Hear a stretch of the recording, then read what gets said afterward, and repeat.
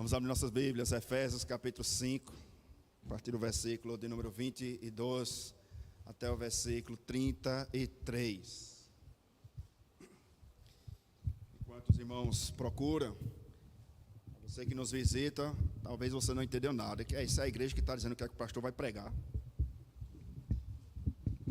Nós temos por costume, em nossa igreja local, de pregar expositivamente. Então nós pegamos um livro da Bíblia, uma carta do Antigo ou do Novo Testamento, e nós expomos ela do primeiro capítulo até o último capítulo, fazendo pregações versículo por versículo, à medida que o texto se desenvolve. E é por isso que os irmãos aqui da nossa igreja já estão cientes do que vai ser pregado nessa noite. Capítulo 5 de Efésios, versículo 22 ao versículo 33. Eu pretendia concluir o capítulo 5 hoje, mas desde a última semana que eu iniciei o estudo, a minha devocional pela manhã, e o estudo para trazer essa pregação nessa noite, eu percebi que não há como concluir esse capítulo 5 hoje, porque há muitas informações que nós precisamos assimilar, obter e aplicar em nossas vidas. Hoje nós vamos do capítulo 5, versículo 22 ao versículo 23. O tema da mensagem dessa noite é o Evangelho no casamento. Hoje nós vamos tratar sobre casamento. E próximo domingo nós vamos ainda continuar, não falando sobre casamento, mas falando sobre a obra de Cristo, ainda embasado nesse capítulo de número 5. Creio que os irmãos já encontraram, Efésios capítulo 5, do verso 22 ao versículo 33, que nos diz assim, meus irmãos, a palavra do Senhor. As mulheres, versículo 22, sejam submissas ao seu próprio marido como ao Senhor, porque o marido é o cabeça da mulher, como também Cristo é o cabeça da igreja, sendo este mesmo o Salvador do corpo. Como, porém, versículo 24, a igreja está sujeita a Cristo, assim também as mulheres sejam em tudo submissas ao seu marido. Maridos, amai vossa mulher, como também Cristo amou a igreja e a si mesmo se entregou por ela, para que a santificasse, tendo-a purificado por meio da lavagem de água pela palavra, para a apresentar a si mesmo, igreja gloriosa, sem mácula, nem ruga, nem coisa semelhante, porém santa e sem defeito. Versículo 28. Assim também aos maridos, devem amar a sua mulher como ao seu próprio corpo.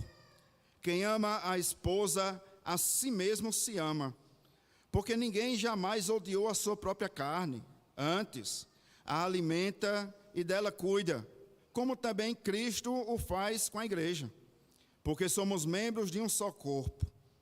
Versículo 31, eis porque deixará o homem a seu pai e a sua mãe, e se unirá à sua mulher, e se tornarão os dois uma só carne. Grande é esse mistério, mas eu me refiro a Cristo e à igreja. Não obstante, vós, cada um de per si, também ame a sua própria esposa como a si mesmo, e a esposa respeite ao seu marido. Até aqui a leitura do texto. Vou convidá-los a mais uma vez fechar os seus olhos, curvar a nossa cabeça, termos uma breve palavra de oração nesse momento.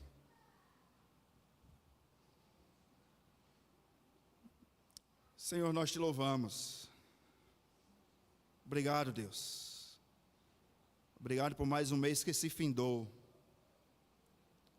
Tantas as lutas e batalhas que nós enfrentamos, mas o Senhor nos sustentou de todas elas. E aqui estamos, ó Deus, com o coração grato, agradecidos não somente, ó Deus, pelos teus feitos nesse mês de fevereiro, mas acima de tudo pelos teus feitos na cruz do Calvário. E te rogamos, ó Pai, que assim como o Senhor foi conosco, que o Senhor possa, ó Deus, continuar com o teu povo durante todo o mês de março.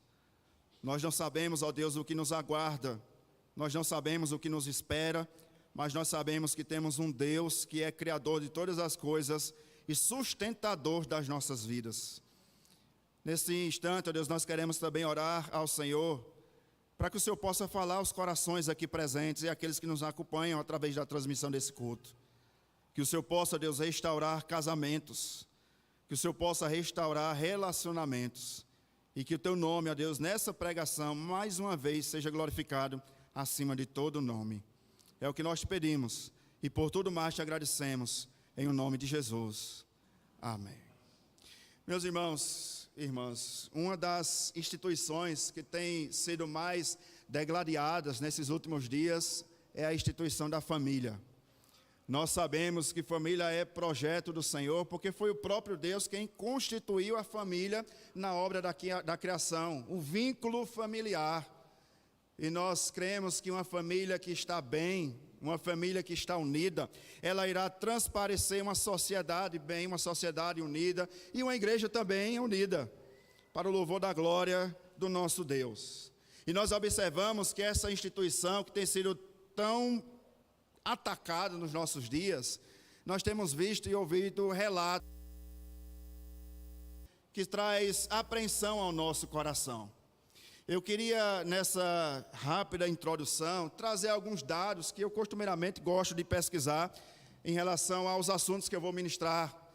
E um desses dados me chocou bastante, porque é justamente em relação ao número de feminicídios ocorridos no ano de 2024, aqui em nossa Paraíba. No portal do G1 Paraíba, ele trouxe os seguintes dados, eu queria chamar a sua atenção nesse instante.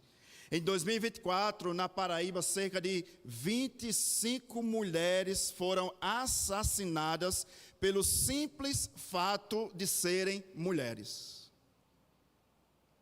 Nesse número também se engloba ou se adequa o fato de que mulheres têm sido mortas por parceiros que não querem terminar a relação ou que pensam que a mulher é algo como que posse, um objeto. O homem tem a mulher como objeto e quando a mulher se levanta para dizer eu não quero mais ser um objeto, eu não quero mais ser usada nesse relacionamento, o homem tira a vida da sua esposa com as seguintes palavras: já que você não será minha, você também não será de mais ninguém.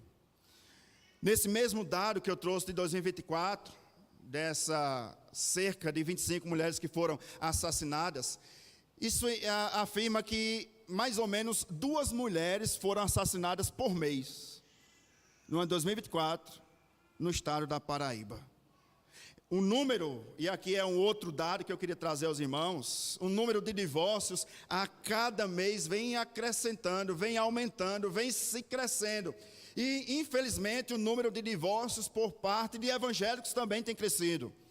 Ao passo que nós vemos com os nossos olhos pastores, líderes divorciados, que são péssimos exemplos para aqueles que estão começando a vida matrimonial, o seu relacionamento. Nós vemos o descaso por parte de muitos evangélicos que casam-se e descasam como se fosse trocar de roupa. Eu conheço particularmente um jovem casal, que depois do casamento, 1 mês depois se divorciaram. Perceba, 1 mês depois se divorciaram. E quando eu fui conversar com aquele rapaz e procurar entender o objetivo, qual foi a motivação que levou aquele divórcio, aquele rapaz disse: é porque ela não sabe cozinhar. Ela não sabe limpar a casa. Quando eu chego do trabalho cansado, a casa está imunda, a casa está suja. Eu não quero isso para a minha vida. 1 mês de casados. O número de divórcios tem crescido. E aqui eu queria chamar a sua atenção para esse dado. Segundo a psicologia, existem várias formas de divórcio. Nós só conhecemos uma, né?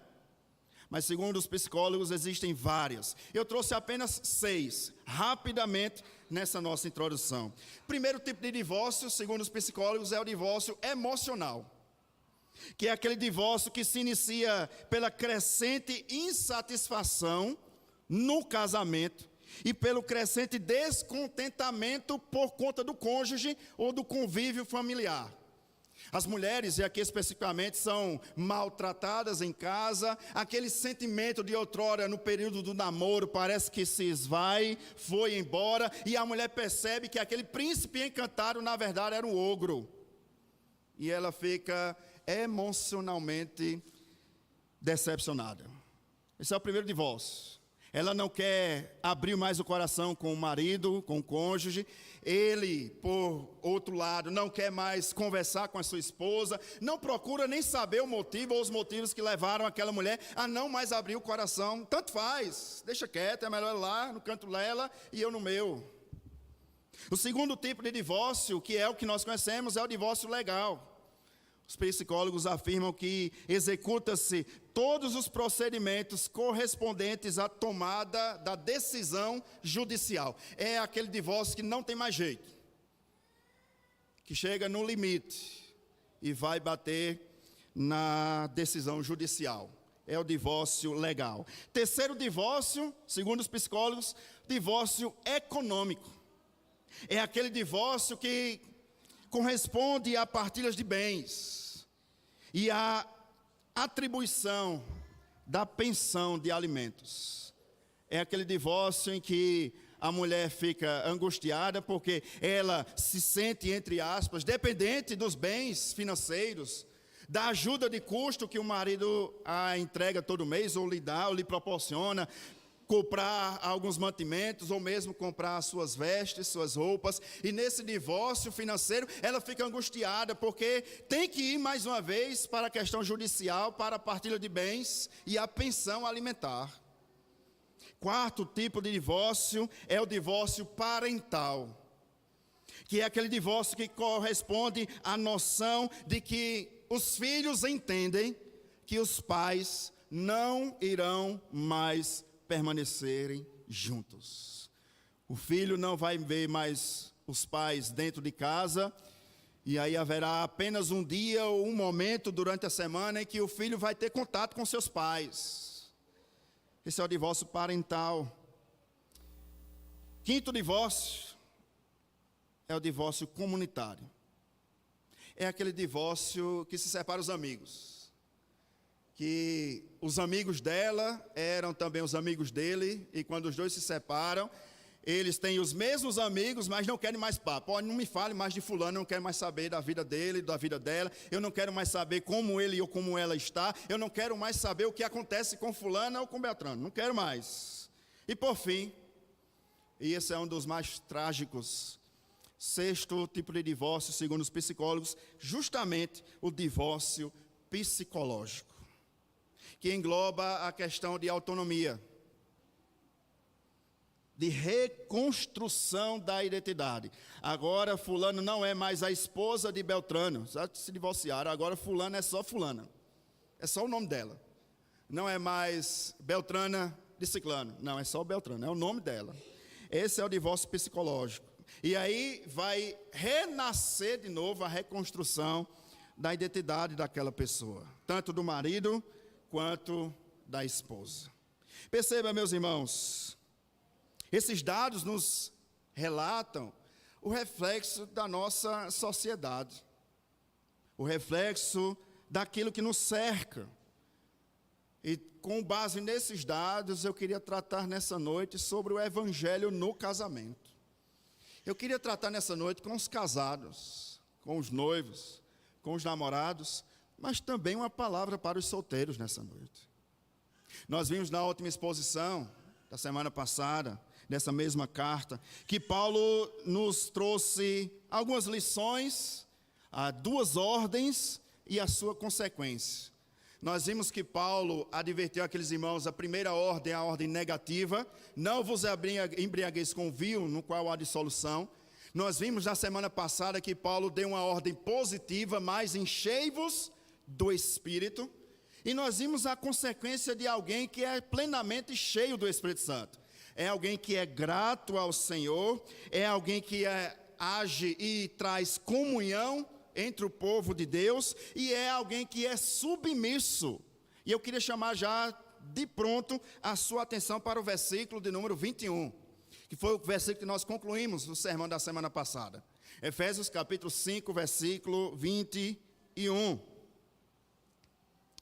Paulo diz assim: sujeitando-vos uns aos outros no temor de Cristo.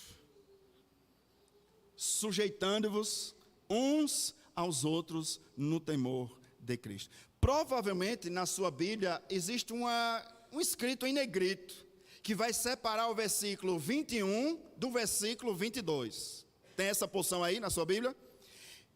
Eu afirmo a você que essa parte em negrito, ela não está no original grego em que ela foi escrita. Essa parte, por exemplo, na minha está escrito o lar cristão, marido e mulher. Isso não foi Paulo quem escreveu. Isso foi o tradutor que tentou resumir a perícope ou a porção seguinte que Paulo iria tratar. Mas quando ele fez isso, ele deixa entender que Paulo vai começar no versículo 22 um outro assunto. Não é isso? Mas Paulo não vai começar um outro assunto. Paulo já está descorrendo o assunto anterior. No versículo 21 ele diz o seguinte: sujeitai-vos uns aos outros no temor de Deus. As mulheres, está unido, versículo 21 ao versículo 22. Como nós podemos sujeitar uns aos outros? Aí Paulo vai responder essa pergunta.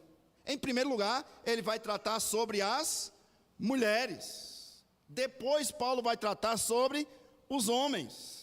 E por fim, Paulo vai dar uma ordem. Então, a divisão do texto é essa, bem prática. Eu queria que você anotasse ou guardasse no seu coração 3 pontos, como costumeiramente nós temos feito nas exposições aqui. Em primeiro lugar, do versículo 22 ao versículo 24, eu dividi esse primeiro ponto, como o dever da esposa. Segundo ponto, versículo 25 ao versículo 29, o dever do marido.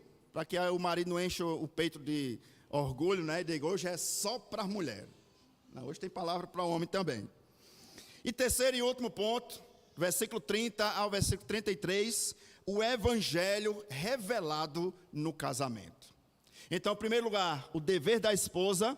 Segundo lugar, o dever do marido. Terceiro lugar, o evangelho revelado no casamento. Qual é o meu objetivo nessa noite? E se você entender esse resumo, você vai entender toda a exposição. Se eu pudesse resumir a palavra de hoje, a pregação de hoje, eu resumiria com as seguintes palavras: ninguém pode estar bem com Deus se não estiver bem com seu cônjuge. Isso é uma falácia. Briguei com a mulher, mas estou bem com Deus.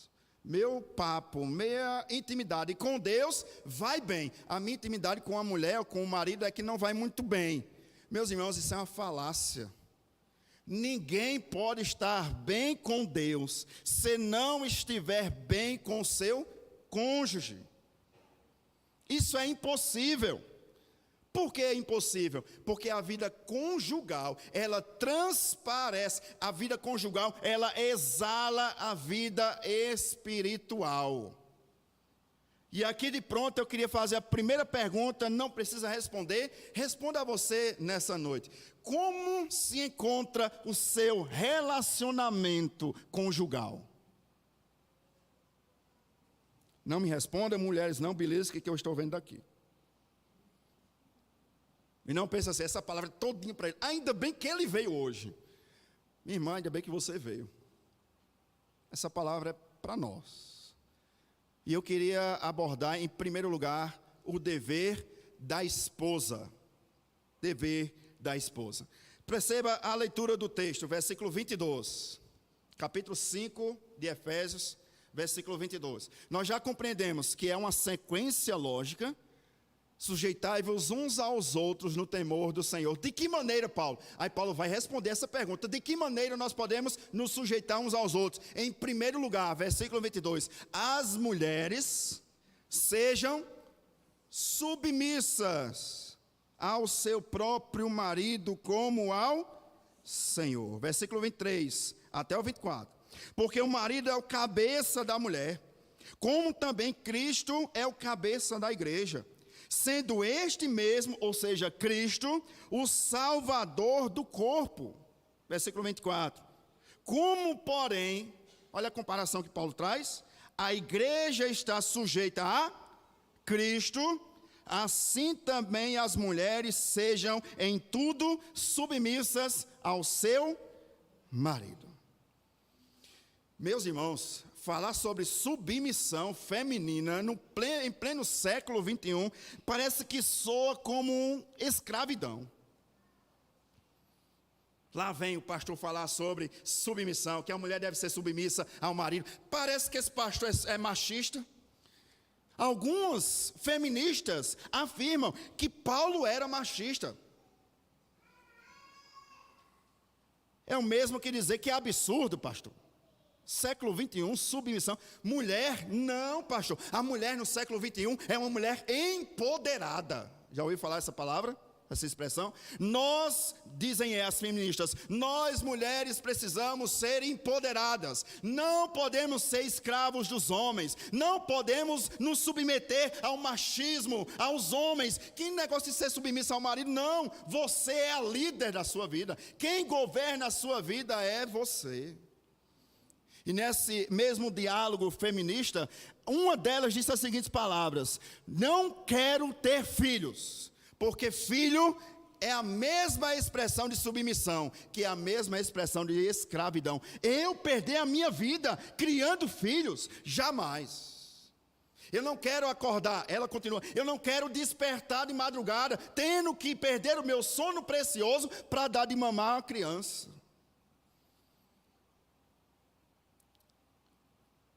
Porém, meus irmãos, o que essas mesmas mulheres esquecem é de um texto muito conhecido de todos nós. Peço a pedir para os irmãos da mídia colocar Gênesis capítulo 2, versículo de número 18. E eu queria ler esse texto juntamente com você nessa noite. Paulo começa dizendo que as mulheres devem ser submissas e nós não podemos esquecer essa verdade. E a verdade, Gênesis capítulo 2, versículo de número 18. Vamos ler todos juntos? Está aí na TV. Vamos lá, uma só voz. Disse: não é bom, far-lhe-ei que ele seja. Meus irmãos, nós não podemos esquecer dessa verdade. Não só está gravado nessa carta aos Efésios, mas desde o livro de Gênesis até ao livro de Apocalipse, as mulheres têm um papel fundamental no casamento. E aqui eu não tenho um texto, mas os irmãos conhecem. Provérbios, Salomão vai dizer que a mulher sábia edifica a sua casa, mas a tola com as próprias mãos a destrói. E aqui nós precisamos entender, já que nós temos século 21, as feministas, Paulo era machista, por que Paulo escreveu essa porção aqui nessa carta? Paulo não escreveu do nada. Paulo não estava olhando assim, os casais, e vendo que tinha mulher muito brava, no contexto dele, e Paulo resolveu escrever uma carta para dizer à igreja: olha, mulheres, baixa a bola. Não, meus irmãos, há um contexto por trás disso. Primeiro contexto: os judeus que moravam na cidade de Éfeso, os judeus todas as manhãs agradeciam a Deus por 3 fatos. 3 motivos de gratidão de todos os judeus. Ao acordar, todos os judeus agradeciam a Deus. Em primeiro lugar, porque ele não nasceu gentil, ou seja, não nasceu como você e eu. Ele era judeu, puro sangue, como nós temos visto aqui nas séries de estudos. Ele agradecia a Deus porque ele não era mulher. Olha a rejeição. Agradecia a Deus porque não era escravo, gentil e não era mulher. As mulheres eram totalmente distanciadas.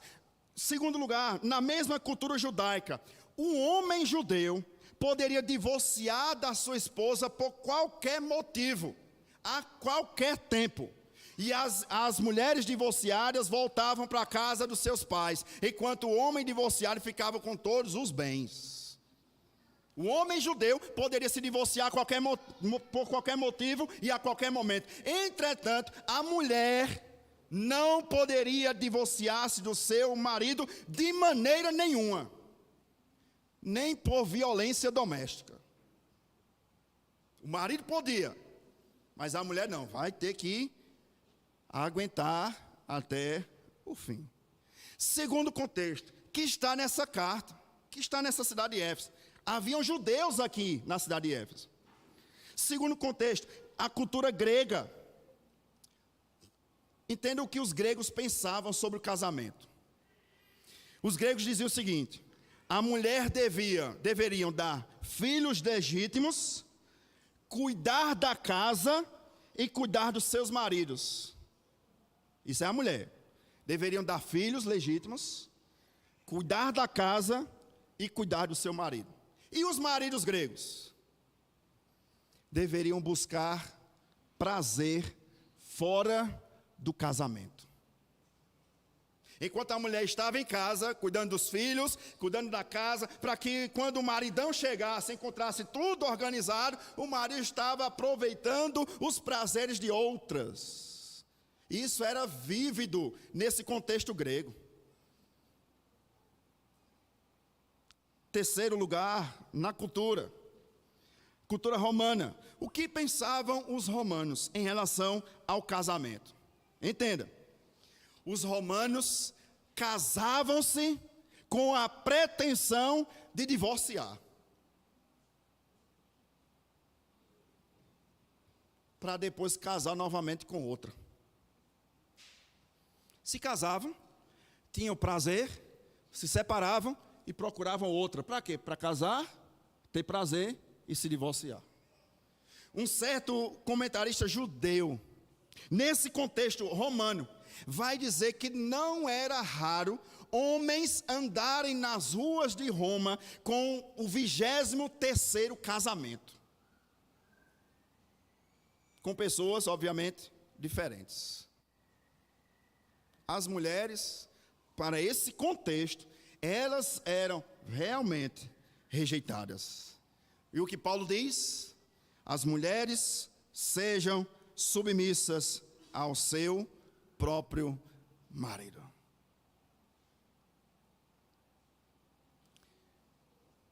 A palavra submissão, no original grego, não traz a ideia de nenhuma forma, ou de maneira alguma, de inferioridade. Paulo não está dizendo aqui com essa palavra submissão que as mulheres são inferiores aos homens. Pelo contrário, é uma junção, submissão. É as mulheres casadas estarem abaixo da missão do homem. E eu já falo a vocês qual a missão do homem. Mas deixa eu colocar a mulher no seu devido lugar. As mulheres casadas têm a missão, presta atenção, de auxiliar a missão do seu marido. É isso que Paulo escreve aqui nessa carta. Mas por que a mulher deve ser submissa? Olhe comigo mais uma vez o versículo de número 23. Por que as mulheres devem ser submissas ao marido? Versículo 23. Porque o marido é o cabeça da... Como também, olha a comparação, Cristo é o cabeça da... Sendo este mesmo Salvador do corpo. Por que as mulheres devem ser submissas ao seu próprio marido? Porque Deus constituiu o marido como liderança dentro da sua própria casa.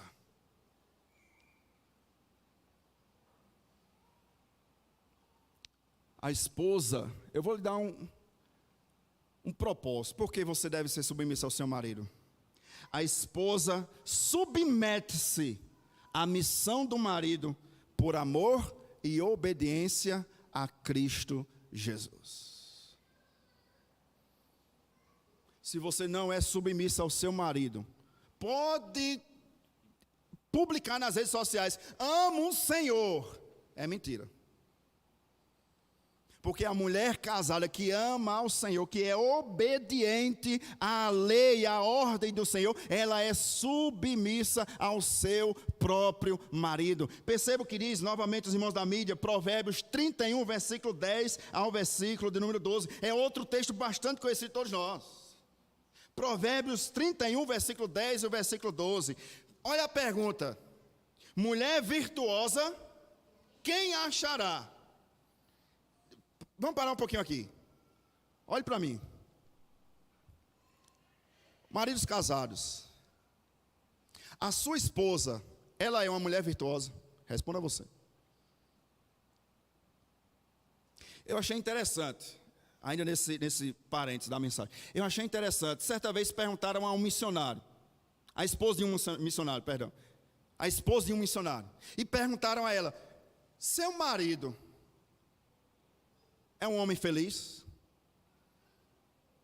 E essa esposa disse o seguinte: com certeza, ele é um homem feliz. E perguntaram novamente, segunda pergunta a ela: você é submissa ao seu marido? Olha que pergunta. Eu achei maravilhosa a resposta dela. Bom, se eu sou submissa a ele, eu não posso dizer porque eu vou me orgulhar. Essa pergunta o Senhor deve fazer a ele. Se ele entende que eu sou uma mulher submissa a ele. Agora, de uma coisa eu posso ter certeza, mulher, né, quer ficar por baixo, de uma coisa eu tenho certeza, meu marido é feliz. Está aqui quem faz ele feliz. Eu achei isso maravilhoso. Daí você já descobre quem é que manda em casa. Mulher virtuosa, quem a achará? Continuando, Provérbios 31, vamos lá. O seu valor excede o de finas joias. O coração, eu vou pedir para você ler esse versículo. O coração, vamos lá, todos juntos. O coração.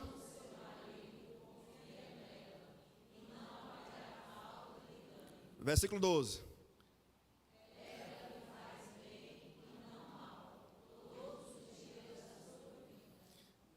O seu marido pode dizer isso de você, minha irmã? Tá, pastor, tá aqui uma mulher virtuosa.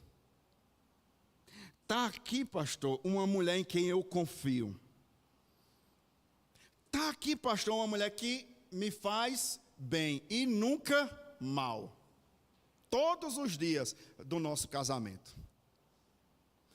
Mulheres, sejam submissas ao seu marido. E aqui, minha irmã, agora eu vou falar com as solteiras. Com as solteiras. Jovens, escolham bem o marido em que você será submisso, ou a quem você será submisso. O seu sonho de casamento pode se tornar em um pesadelo. E eu conheço muitas pessoas casadas que estariam mais felizes se tivessem ficado solteiras. Nós temos um pensamento, meus irmãos, que não é bíblico. Olha o pensamento: nós devemos nos casar para fazer a outra pessoa. Você já ouviu essa frase, né? Apague, esqueça, não é bíblico. Porque quando você casa com esse pensamento, em primeiro lugar, você não faz a outra pessoa feliz e você não é uma pessoa feliz, ou não será uma pessoa feliz. Por quê, meus irmãos? E eu concluo esse parênteses agora. Porque só quem faz alguém feliz é quem? Cristo. Cristo. Hoje uma das preletoras pela manhã falando para as mulheres, disse justamente sobre idolatria do coração no casamento. Nós colocamos o nosso cônjuge no lugar de Cristo. Quando, pastor? Quando nós buscamos plena satisfação, plena felicidade no outro. E quando o outro não pode nos fazer pessoas felizes, nós ficamos decepcionados. Nós não casamos para fazer a outra pessoa feliz. E Paulo vai dizer isso aqui. Nós casamos, homens casados, agora é para vocês. Nós casamos para conduzir a nossa esposa a Cristo.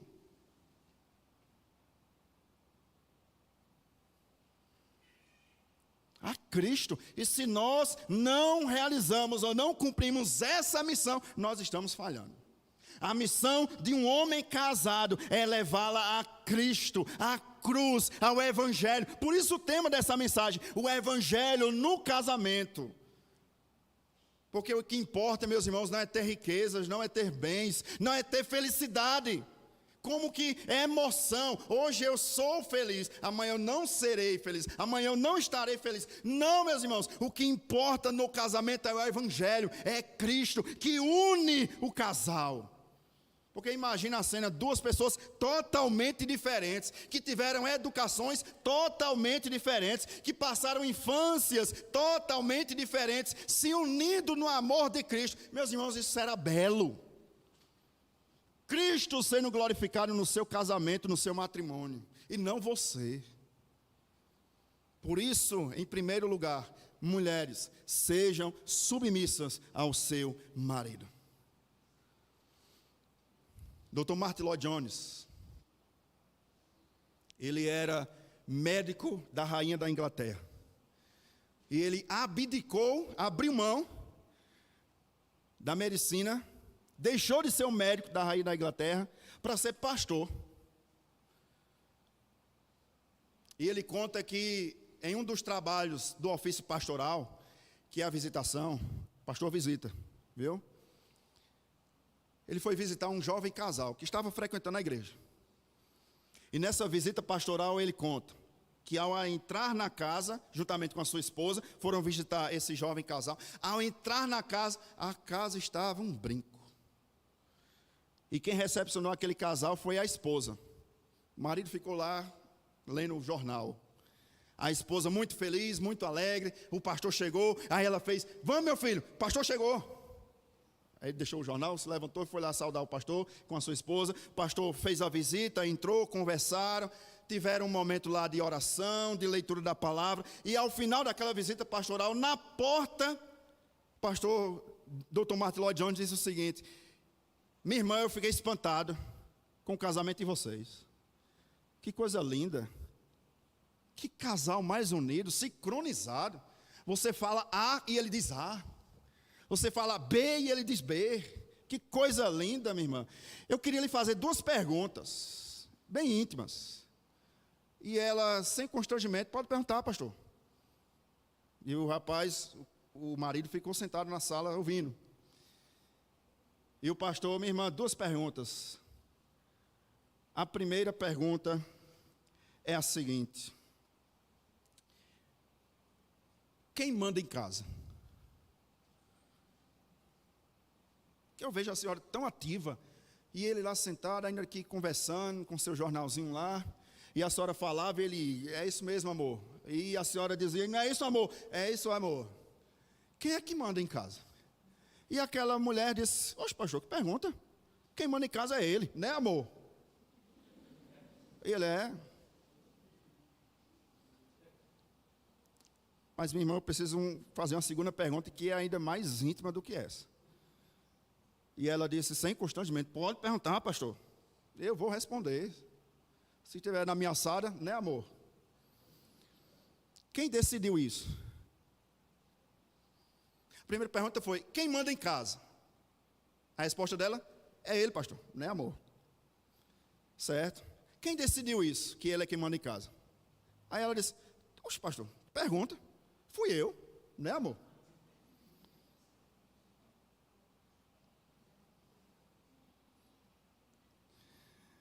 Meus irmãos, minhas irmãs, sejam submissas. Como, porém, a igreja está sujeita. Aqui é um ponto. Segundo parênteses, eu não posso passar despercebido, porque isso tem gerado muita interpretação errada, meus irmãos, nos nossos dias. Quando Paulo diz no versículo 24, eu queria chamar a sua atenção novamente, Efésios 5, 24. Queria trazer à luz desse versículo 24 uma interpretação, uma explicação, bem sucinta. Como, porém, a igreja está sujeita a Cristo, assim também as mulheres sejam em tudo submissas a seu marido. tenho percebido que nos nossos dias há quero crer que uma falha de interpretação.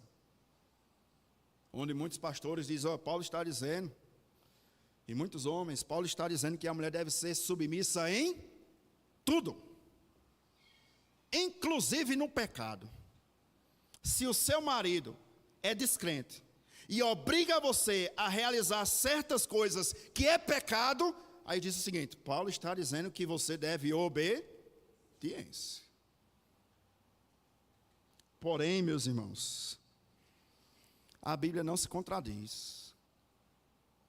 A mesma palavra que diz que a mulher deve ser em tudo submissa ao seu marido, é a mesma palavra que diz que é melhor agradar a Deus do que a homens. Como então nós podemos interpretar isso de maneira verídica, de maneira fiel ao texto? Paulo está escrevendo essa carta, não é a ímpios, e nós já temos visto isso desde o começo. Paulo está escrevendo essa carta a crentes.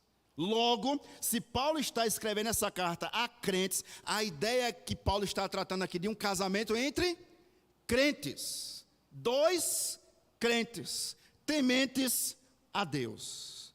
Qual é, então, meus irmãos, a aplicação desse versículo 24 para as mulheres? Mulheres, sejam submissas ao seu marido em tudo, desde que o seu marido não lhe obrigue a pecar. Augusto Nicodemos disse o seguinte: você, mulher casada, está livre dessa obediência se o seu marido lhe induz ao pecado, porque é melhor agradar a Deus do que a homens. Segunda aplicação, mais uma vez para as jovens solteiras. Minha irmã, não se deixe levar pela beleza. Não se deixe levar ou fazer com que o seu casamento seja envolvido somente pela beleza. Escolha bem, minha irmã, com quem você vai namorar, com quem você vai noivar, com quem você vai casar. Segunda aplicação para as mulheres casadas. Minha irmã, se você sofre, e o sofrer é o que eu falei no início da introdução desse sermão, violência, procure ajuda. Procure ajuda. Mais uma vez, voltando, só para eu não perder a interpretação do versículo 24. Tem pastor que acoberta violência doméstica. Que a mulher vem procurar ajuda no gabinete pastoral e ele diz, minha irmã, Paulo está dizendo que você deve ser submissa, vá para casa, ore. E a mulher sofre violência. Esse tipo de divórcio que nós vimos, 6 tipos de divórcios, segundo a psicologia, sofre em casa, emocionalmente, psicologicamente. E aí vai procurar líderes, e sabe o que eles dizem? Minha irmã, ore. Ore. Mas hoje não é só para as mulheres. Agora as mulheres vão dar uma respirada. Segundo ponto, o dever do marido. Versículo 25 ao versículo 29. Paulo diz o seguinte: maridos, amai vossa mulher, como também Cristo amou a igreja e a si mesmo se entregou por ela, para que a santificasse, tendo-a purificado por meio da lavagem de água pela palavra, para a apresentar a si mesmo, igreja gloriosa, sem mácula, nem ruga, nem coisa semelhante, porém santa e sem defeito. Assim também os maridos devem amar a sua mulher como ao seu próprio corpo. Quem ama a esposa, a si mesmo se ama. Versículo 25. Porque ninguém jamais odiou a própria carne, antes a alimenta e dela cuida, como também Cristo faz com a igreja. Como eu disse no início, eu não tenho como pregar isso aqui hoje. Não em relação ao marido, mas esses versículos 25, a parte B, até o versículo de número 27. Eu vou deixar esse texto para a semana que vem. Hoje, eu queria tratar sobre o segundo ponto, sobre o dever do marido. Enquanto que Paulo fala que a mulher deve ser submissa ao seu marido, ele também diz que o marido deve amar. Se parasse aqui, estava de bom tamanho, né? Porque nós, maridos, iríamos comparar o amor para com a esposa com o amor conosco mesmo. E homem é descuidado, né? Mulheres que o digam. Mas a comparação que Paulo traz não é o amor entre homem e mulher. Não é o amor entre o homem e ele mesmo. Ah, eu me amo. Não. A comparação que Paulo traz é superior. Como eu disse na última exposição, a comparação, a régua de comparação é elevadíssima, porque Paulo diz o seguinte: maridos, amai a vossa esposa como Cristo amou a igreja. E perceba, quem estava aqui, quem estava quinta-feira na Consciência Cristã, viu, quando o pastor Hernandes Dias Lopes disse, o amor de Cristo pela sua igreja. Como foi o amor de Cristo pela igreja? Em primeiro lugar, incondicional. Cristo não disse o seguinte: eu vou, Pai, morrer por eles, mas é o seguinte, eu vou mostrar aqui algumas condições para que eu possa morrer por eles. Não, o amor de Cristo foi incondicional. Percebe, maridos? E João Crisóstomo, comentando esse texto, um dos pais, depois dos discípulos, ele diz o seguinte: vistes, homens, a medida da vossa obediência. E as mulheres pensando que é difícil, pastor, ser submissa. É nada, minha irmã. Difícil é amar a esposa como Cristo amou a igreja. Incondicional, sem nada em troca. O que ele viu em você? O que Cristo viu em mim? O que Cristo viu na quarta igreja? Absolutamente nada. Só as mulheres que responderam. Nada. Homens, eu vou aplicar isso mesmo. Tem que aplicar, né? Um homem falando para os homens. Homens, ame a sua esposa incondicionalmente. No dia que ela estiver bem, ame-a. No dia que ela não estiver bem, ame-a. Esse é o desafio. Amar a esposa como Cristo amou a igreja. E ele diz mais, João Crisóstomo: escuta, homens, escuta a medida do amor.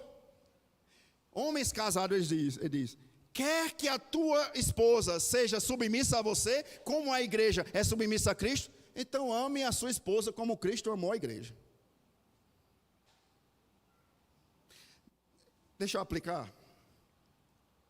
Mulheres casadas, é fácil ser submissa a um marido que lhe ama, não é?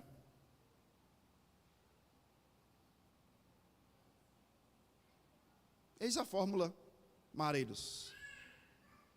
Como minha esposa vai ser submissa? Levando para a quarta igreja, para o pastor pregar e depois as mulheres pegar o pastor. Não. Amando a sua esposa com amor incondicional.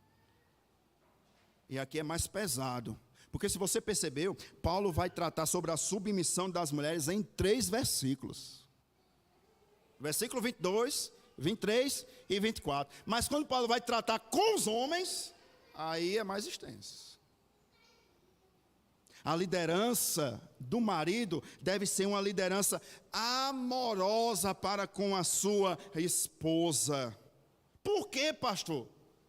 E aí é o texto que eu não vou pregar hoje. Olha novamente o versículo 25, 26 e 27.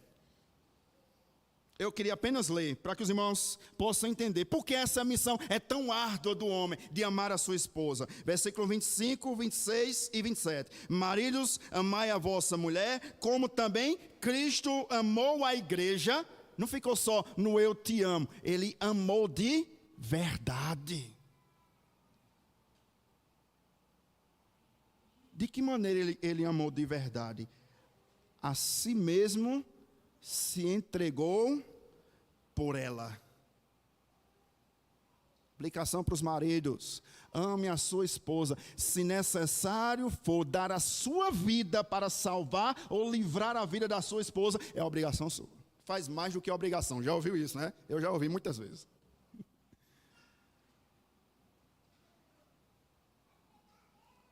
Para quê? Olha o versículo 26 e 27, e eu vou tratar nesses versículos próxima semana, mas eu queria ler apenas. Para que a santificação, ele está falando sobre a igreja, o propósito de Jesus morrer na cruz, para santificar-se, tendo-a purificado por meio da lavagem de água pela, aguardando isso, para a apresentar a si mesmo, igreja, sem, nem, porém,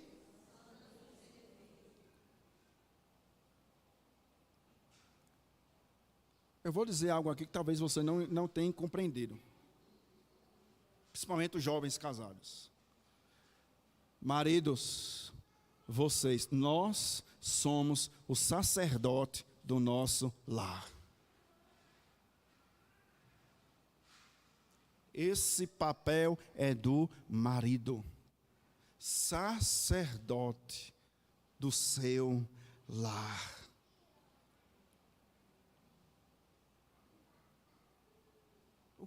O que fazia o sacerdote no Antigo Testamento? Oferecia sacrifícios a Deus pelo pecado do povo. É papel do homem reunir a sua casa e orar e interceder pela vida da sua esposa e pela vida dos seus filhos. Se você, marido, não está fazendo isso, você está descumprindo a ordem bíblica.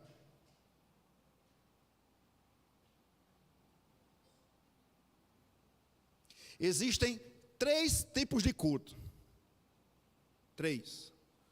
Culto individual, que é você só, sem ninguém. Você faz a sua devocional. Você lê a sua Bíblia, você ora. Quando você está, por exemplo, indo a trajeto do trabalho ou da escola, ali é o seu culto individual, é você particularmente com Deus. Segundo culto é o culto familiar. Meus irmãos, como nós temos perdido isso de vista. Culto familiar. Se eu perguntasse aqui, mas eu não vou perguntar por ética. Não vou fazer o que o pastor Renato Vagens fez. Quantos já leram a Bíblia? Aí foi mostrar lá, não vou perguntar isso. Mas se eu perguntasse aqui, quantos maridos realizam culto familiar, talvez nós teríamos muitas decepções aqui. De reunir a sua esposa. Minha filha, vem cá. Meu filho, sai desse computador. Larga esse celular. Vem cá. Minha família, vem cá. Vamos nos reunir aqui sem internet, sem computador, sem tecnologia, com a Bíblia. Vamos nos reunir aqui e vamos ter o nosso culto familiar.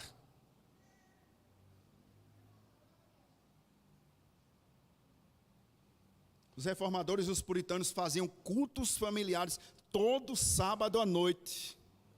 Para quê? Para que a família, que a esposa e os filhos entendessem. Amanhã é dia do... Vamos começar de agora. Sábado à noite, culto familiar. Os reformadores se sentavam com a sua esposa, com seus filhos, liam a palavra, oravam e cantavam juntos, se preparando para o culto do domingo. Primeiro, culto particular. Segundo, culto familiar. Terceiro, culto público, que é isso que nós estamos fazendo aqui nessa noite, ou realizando aqui nessa noite. Qual é a finalidade do marido, então, já que ele é o sacerdote, é ele quem faz intercessões por sua casa? É conduzir a sua casa até a reunião, a comunhão dos santos. É papel do marido. Mas o que nós vemos hoje em nossos dias? Maridos que trazem a sua esposa, que trazem os seus filhos e dão meia volta no portão e vão para casa. descumprindo a ordem bíblica. Maridos, amai a sua esposa. Meu irmão, você não ama a sua esposa somente quando você paga as contas e faz a feira. Isso é o básico, isso é o simples. Você é sacerdote do seu lar. É seu papel, homem, interceder por sua esposa, interceder pelos seus filhos, se colocar na brecha de oração, como Abacuque, subir aos muros de oração. O marido é provedor, e aí, parece que só focamos nisso. O marido é provedor. Eu amo a minha esposa, pastor, as contas estão pagas, a feira está feita. Em terceiro lugar, o marido é o protetor da sua esposa. É ele quem deve protegê-la, cuidar, amar, zelar. Como os maridos amam a sua esposa? Em primeiro lugar, não maltratando a sua esposa. Segundo lugar, não abusando dela. Terceiro lugar, não sendo rude. Quarto lugar, não sendo grosseiro.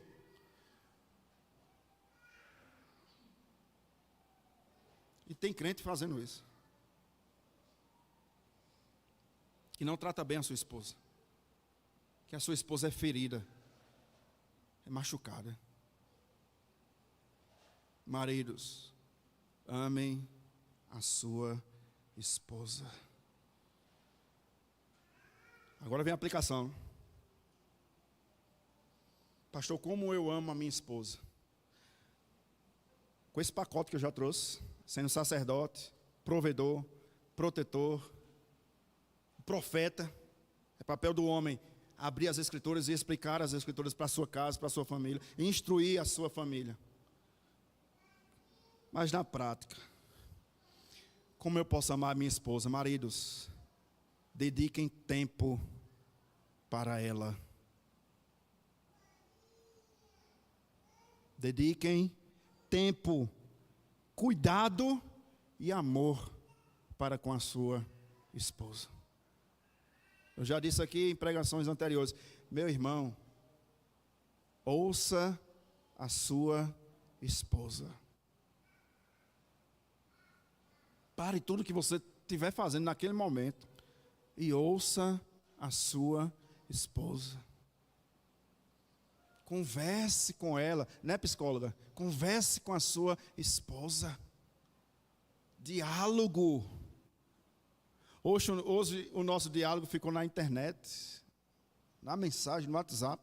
O filho está no quarto, a mãe está fazendo o almoço, o pai está na sala assistindo um jogo de futebol, a mãe termina o almoço, manda um WhatsApp no grupo da família, só tem os dois, os três. Está pronto, o menino sai do quarto, faz ali o prato e vai para o quarto. O marido faz novamente aquele prato lá do almoço e vai para a sala. A pobre da mulher fica comendo na cozinha, porque quando termina, já tem uns pratos para lavar. Meus irmãos, precisamos dedicar tempo à sua esposa, à nossa esposa. Tempo. Eu ouvi um ditado de mãe, e o ditado é o seguinte: menino, lava o prato, a mão não cai.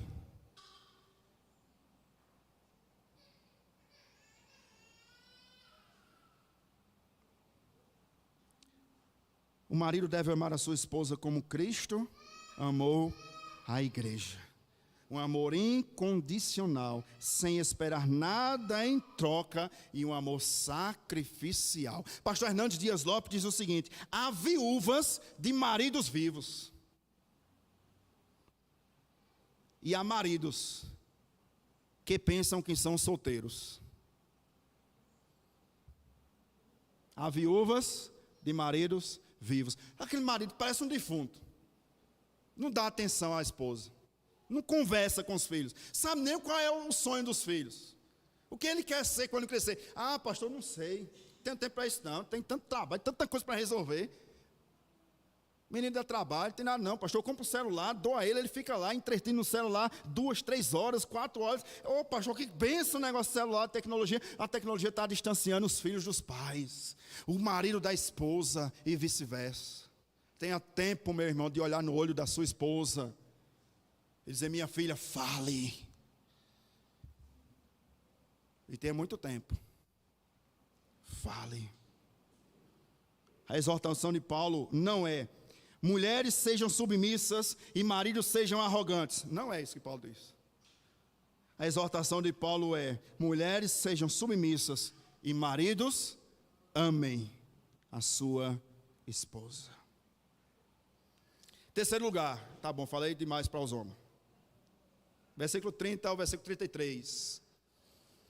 Perceba quando o cônjuge, o matrimônio está unido. Quando existe uma mulher submissa e um marido que ama, o evangelho é revelado no casamento. Versículo 30 ao versículo 33, Paulo diz o seguinte: porque somos membros do seu corpo.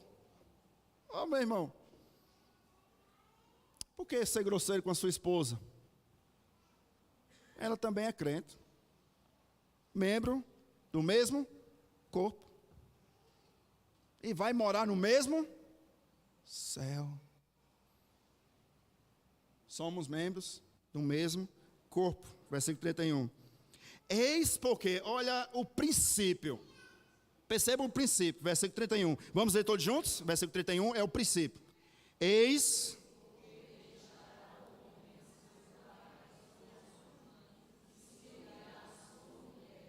e se tornarão. Meus irmãos, os teólogos chamam isso de união mística. Como assim, pastor?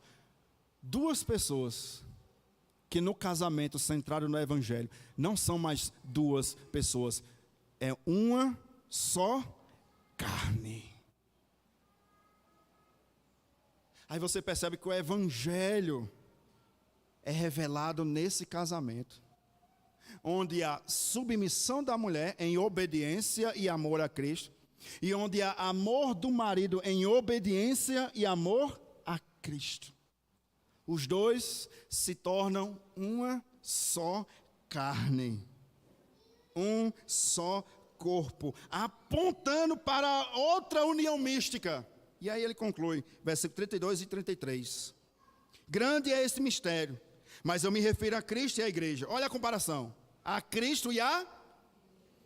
Não obstante, para concluir, vós, cada um de per si, também ame a própria esposa como a... E a esposa respeite o marido. Percebe? Antes eram dois, que tinham objetivos diferentes. Mas no casamento se tornam um só corpo. O que é isso? Ambos têm um único objetivo. Um só propósito.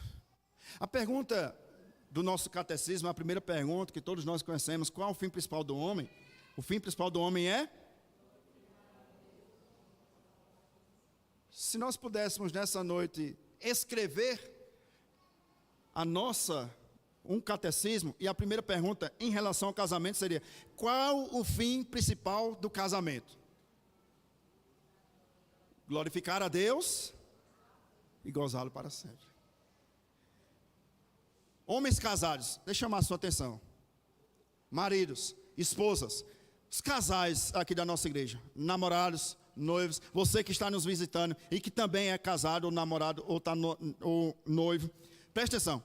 O fim principal do seu casamento não é ser feliz.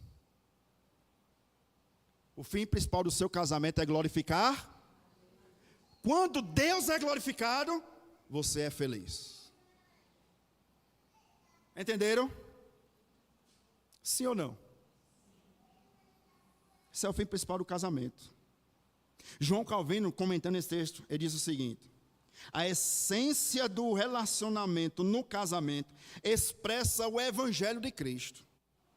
À medida que o marido ama a sua esposa e a esposa é submissa ao seu marido, onde ambos apontam para a obra de Cristo Jesus, a cruz do Calvário.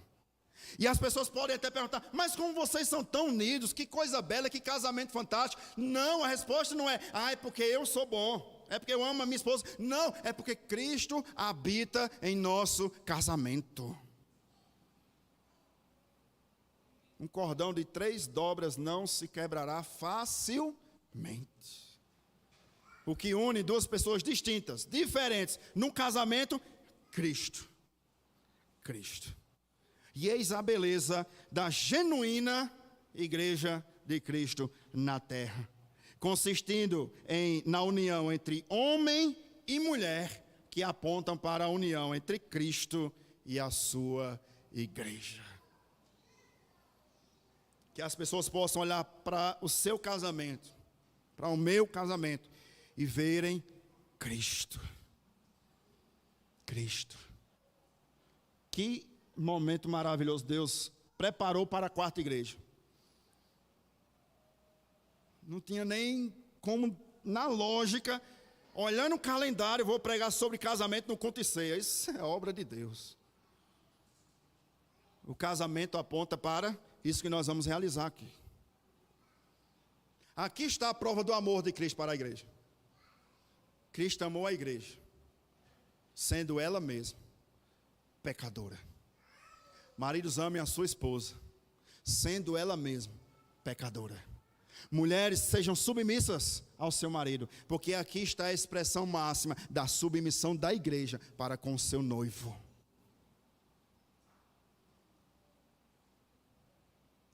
Não se engane, eu queria concluir com essas palavras. Não se engane com fotos nas redes sociais. Se engane. Viu, jovens? Casamento de fulano é uma benção. Está lá as fotos, viagens, felicidades. Não se engane. As aparências, e eu vou dizer a você que as redes sociais também enganam. Mas o casamento de fulano é uma bênção, é nada, é porque você não come sal com eles. Você come sal com o seu, né? Seu marido, com a sua esposa. Valorize a sua esposa. Valorize a sua esposa. É obra de Deus. E nós precisamos valorizar o nosso casamento. Amém, meus irmãos? Que o Senhor possa ter falado ao seu coração nessa noite. Jovens, escolham bem. Escolham bem. Porque depois do casamento é até a morte que os separa. Depois não dá para dizer, pastor, me divorciei, não sabe cozinhar. Meu irmão, você vai ter que comprar quentinha, mas vai ficar com ela.